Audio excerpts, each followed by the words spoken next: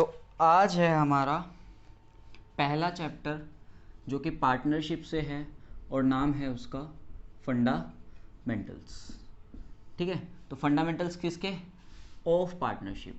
तो पार्टनरशिप के फंडामेंटल्स क्या क्या होते हैं वो हम जानेंगे इस चैप्टर में।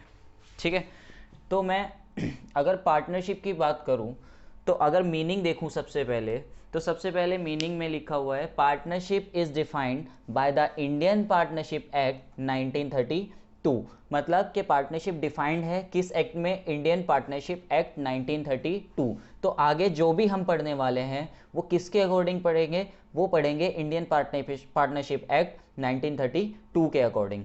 तो उसमें जो पार्टनरशिप की डेफिनेशन दी हुई है वो क्या दी हुई है? वहाँ लिखा है कि partnership is the relation between persons who have agreed to share the profits of a business carried on by all or any of them acting for all. मतलब कि पार्टनरशिप एक रिलेशन है किसका? दो या दो से ज़्यादा लोगों का। किस लिए? बिजनेस करने के लिए, और बिजनेस से जो प्रॉफिट होता है वो आपस में बांट लेने के लिए। कैसे? इन एग्रीड रेशो, जो भी उनका रेशो डिसाइड हुआ था उसमें। ठीक है, और लास्ट में जो लिखा हुआ है बिजनेस, किस तरह का business? Carried on by all, मतलब कि जो चलाया जा रहा हो सभी के द्वारा। ठीक है, जिसको सारे लोग मिलकर चला रहे हो वो, या फिर और any of them acting for all, यानी कि कोई भी एक पार्टनर बाकी बचे हुए पार्टनर के बिहाफ पे उस पूरे बिजनेस को क्या कर रहा हो? चला रहा हो। तो मीनिंग समझ में आया। मीनिंग के बाद हम चलते हैं नेचर पे। तो partnership is a separate business entity from accounting view point. देखो, दो तरह के व्यू पॉइंट होते हैं। एक होता है आपका अकाउंटिंग व्यू पॉइंट, दूसरा होता है आपका लीगल व्यू पॉइंट। तो देखते हैं पहले अकाउंटिंग व्यू पॉइंट क्या होता है। अकाउंटिंग व्यू पॉइंट, तो अकाउंटिंग व्यू पॉइंट वो व्यू पॉइंट होता है जो अकाउंटेंट फॉलो करता है। कौन फॉलो करता है?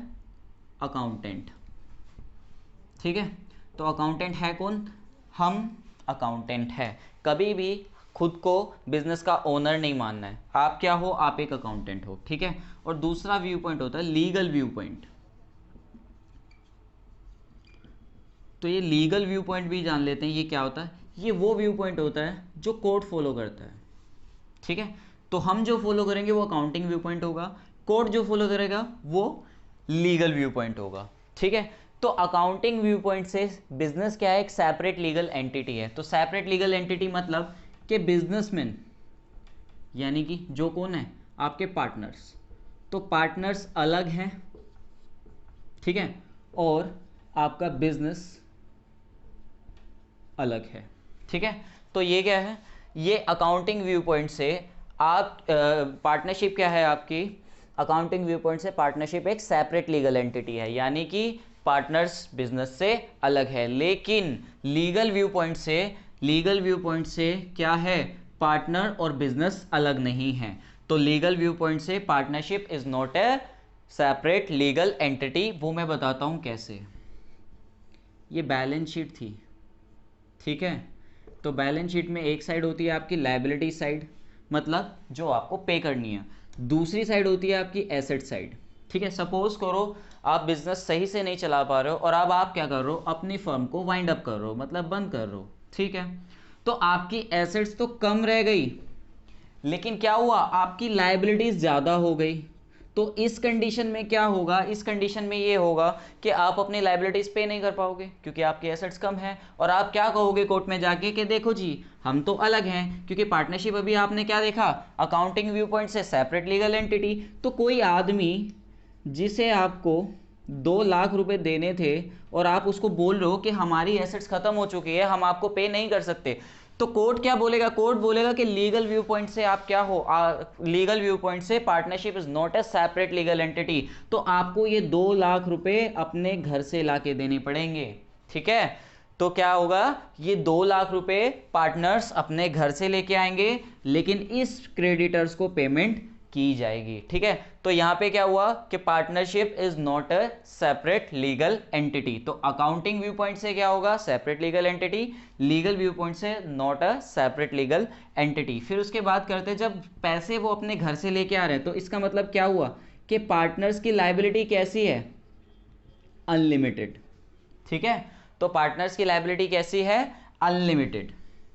ठीक है, तो कभी भी अगर आपसे एमसीक्यूज में पूछ ले कि पार्टनरशिप के अंदर पार्टनर्स की लायबिलिटी कैसी होती है, तो आपका आंसर होगा अनलिमिटेड लायबिलिटी होती है। ठीक है, फिर आगे बढ़ते हैं, एसेंशियल्स की बात करते हैं। तो क्या क्या चीज़ें चाहिए एक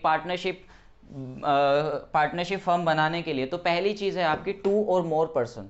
ठीक है, 2 या 2 से ज़्यादा पर्सन आपको चाहिए। अनसाउंड माइंड नहीं होना चाहिए और डिस्क्वालीफाइड नहीं होनी चाहिए। डिस्क्वालीफाइड मतलब कि जिसको कोर्ट ने इंसॉल्वेंट डिक्लेयर किया हो। ठीक है, दूसरा मैक्सिमम 50 मेंबर्स।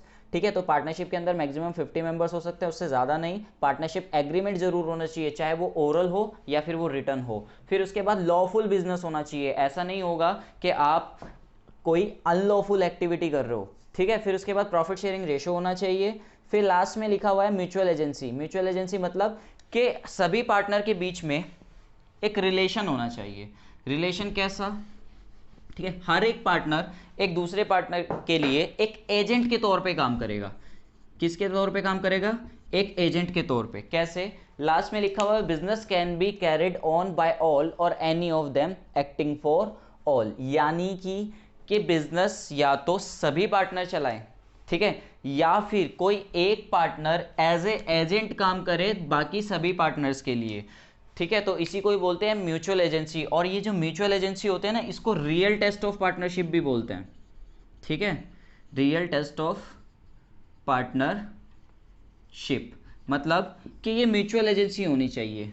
ठीक है, अगर ये नहीं होगी तो कोई भी बिजनेस कोई भी फर्म पार्टनरशिप फर्म नहीं कहलाएगी। ठीक है, तो यहाँ तक क्लियर होता है। उसके बाद हम चलते हैं राइट्स ऑफ पार्टनर। पार्टनर्स के क्या क्या राइट होते हैं, to share profit in agreed ratio, to take part in the conduct of business, right to be consulted, right to inspect the books of accounts, right to retire from the firm, और last में लिखा हुआ है to disallow admission of new partner. ठीक है, तो disallow admission of new partner मतलब क्या हो गया। ठीक है, अब देखते हैं। सपोज करो किसी पार्टनरशिप में 5 पार्टनर है।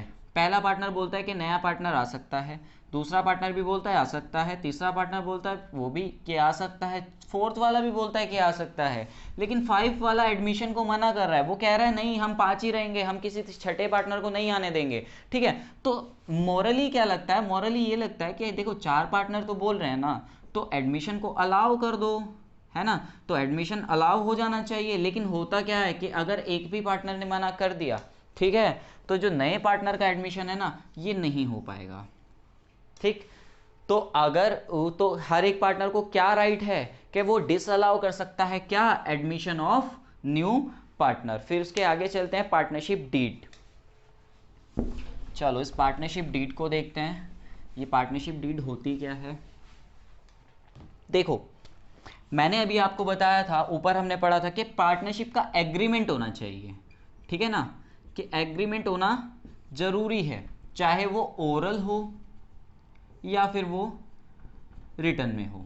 ठीक है, तो एग्रीमेंट होना जरूरी है, चाहे वो ओरली हो चाहे वो रिटर्न में हो। तो ये जो रिटर्न वाला एग्रीमेंट होता है ना, इसी को ही हम बोलते हैं partnership deed.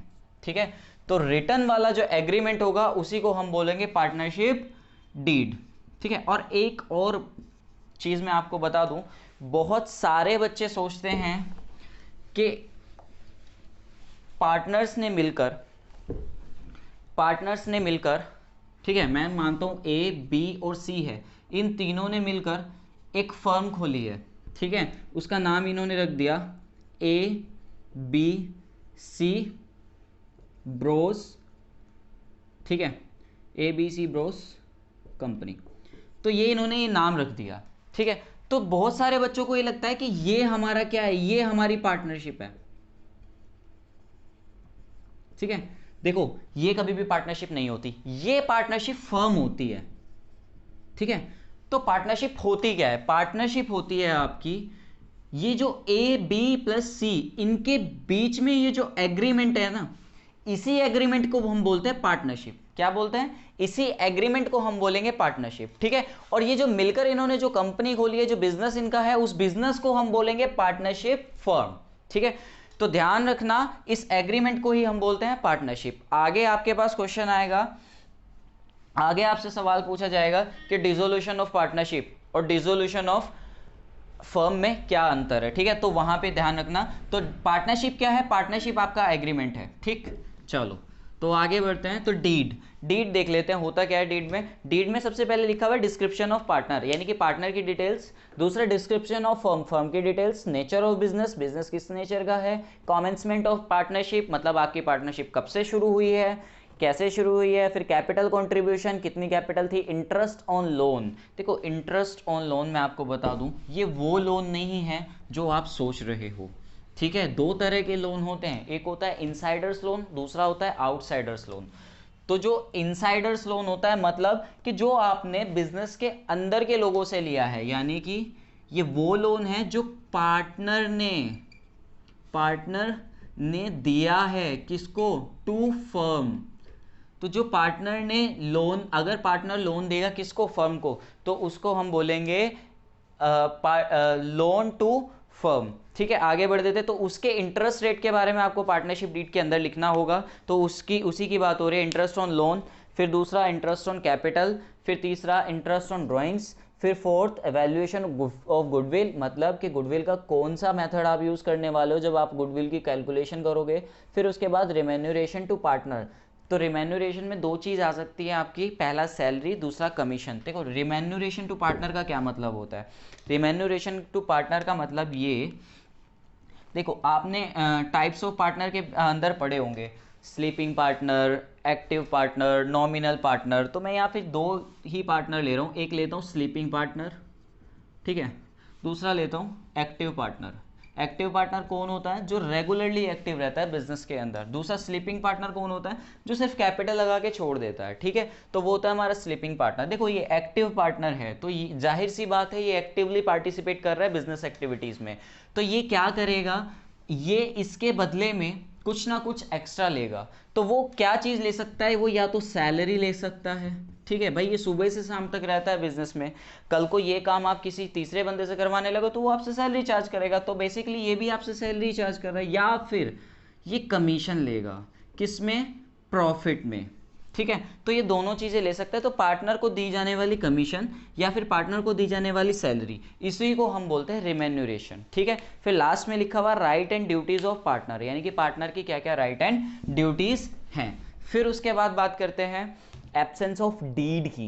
Absence of deed की मतलब मैंने आपको पहले बताया था कि दो तरह से एग्रीमेंट होगा आपका, ठीक है, या तो होगा रिटर्न में। देखो रिटर्न में अगर कोई चीज़ लिखी हुई है फिर तो कोई प्रॉब्लम है ही नहीं, लेकिन अगर कोई चीज़ रिटर्न में नहीं लिखी हुई है, ओरली है, आपका एग्रीमेंट है ही नहीं, आपने ओरली डिसाइड किया हुआ है सब कुछ, अब प्रॉब्लम है, ठीक है।